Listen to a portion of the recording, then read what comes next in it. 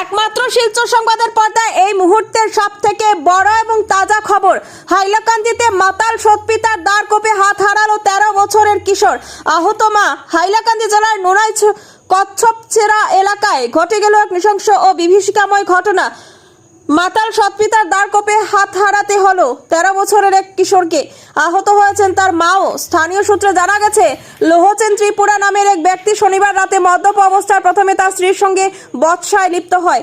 এরপর হঠাৎ ক্ষিপ্ত হয়ে উঠলে সে তার সৎপুত্রের ওপর চড়াও হয় এবং ধারালো দা দিয়ে কিশোরটির এক হাত সম্পূর্ণ কেটে দেয়। ছেলেকে বাঁচাতে গিয়ে মাও গুরুতর জখম হন। আহত কিশোরকে আশঙ্কাজনক অবস্থায় শিলচর চিকিৎসা মহাবিদ্যালয় ও হাসপাতালে ভর্তি করা হয়েছে।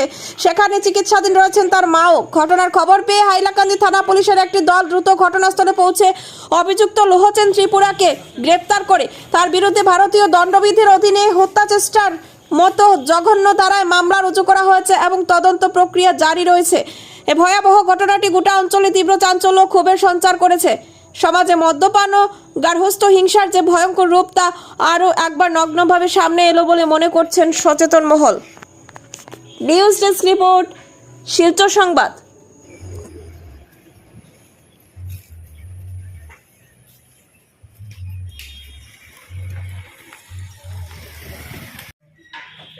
একটু আস্তে না আস্তে না আস্তে না আস্তে আস্তে এটা হচ্ছে তোরা দমলো রে বাবু বুঝিও না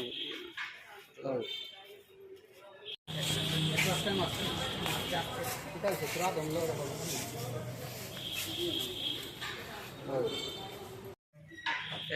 একটু আস্তে না আস্তে না আস্তে না আস্তে আস্তে এটা হচ্ছে তোরা দমলো রে বাবু বুঝিও না একটু আস্তে না আস্তে আস্তে আস্তে এটা হচ্ছে তোরা দমলো রে বাবু